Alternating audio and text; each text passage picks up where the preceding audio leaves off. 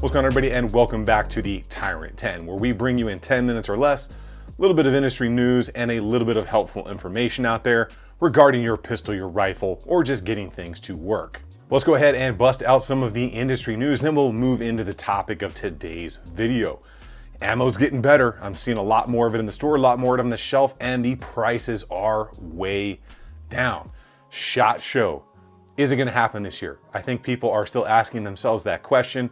SIG has pulled out. Several other companies have pulled out already. SHOT Show, the convention center, everybody says it's still going on.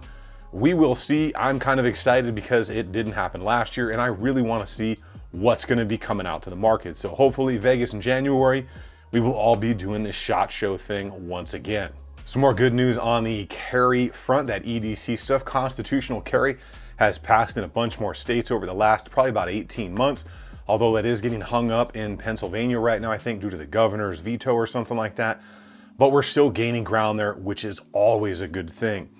On that P80 front, looks like a judge has tossed out part of the suit against P80 and the law that was looking to ban them in Nevada, because the way that it was written, he said, was imperably vague, i.e. what that means, they wrote it like bullshit so they could try to get around everything to try and prosecute people for doing what is constitutionally legal and okay. All right, now that the news is over, shameless plug for the good people at Tyrant. Check out their new blades, the 1 and the 2. Pretty sick thing going on there. I haven't got mine yet, but I'm definitely interested to see how that thing looks and turns out. Looks pretty cool using that D2 steel. You can check them out at Tyrant Designs on their website. That's where they're available for not a bad price right now. Let's go ahead and move into the topic of today's video. And what we're going to talk about is parts kits for your build. So Tyrant makes a lot of very kind of, Gucci-esque style parts for those people that love to do that stuff to their ARs. And when we're building these things or we're changing some stuff out, one of the things that I've kind of noticed people try to skimp on, even though they'll buy a couple $1,000s worth of really good stuff to build a rifle, is they'll use a cheap lower parts kit or a cheap upper parts kit. They'll buy a good barrel, good receiver, cool looking or very good parts, and then they'll put a $29 bought it off some vague website lower upper parts kits in it. Well, that's a bad idea. And to kind of demonstrate that, I've brought out one of my favorite buffer springs right here. Now, as it was explained to me by an engineer, armorer, and a company that actually builds guns, people that went to a lot more school than me was, springs matter, and spring life definitely matters. So what we're going to talk about is the bad thing that your buddy did to your car in high school. Remember when you wanted to be an inch or two lower to the earth because you thought having a lower car was cool?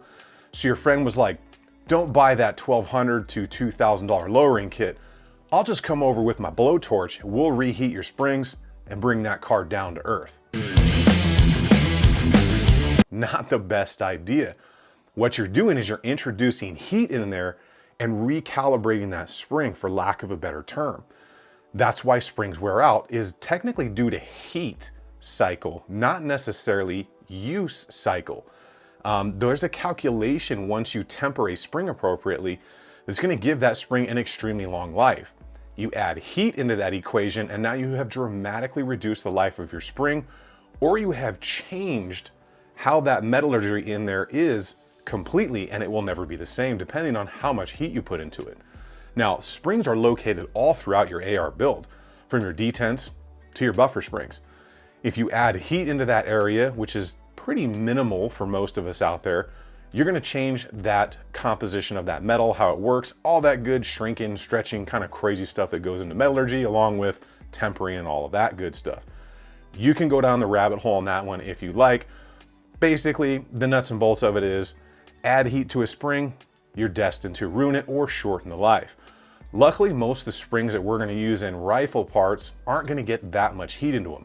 It's not like the barrel where it sees extreme heat, so it's made of very specific metals. But for those of you out there that let your buddy blowtorch your springs on your car in high school, maybe it happened to my car or not, or you had Bubba down by the river say, we'll just do it this way because it'll save you a lot of money. That's how you ruin springs.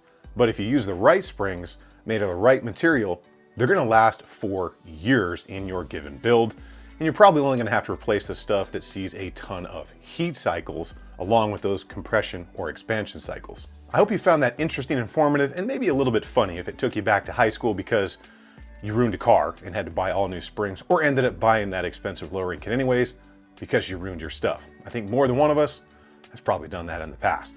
Leave us a comment down below on what you want to see, and of course, join us next time for the Tyrant 10.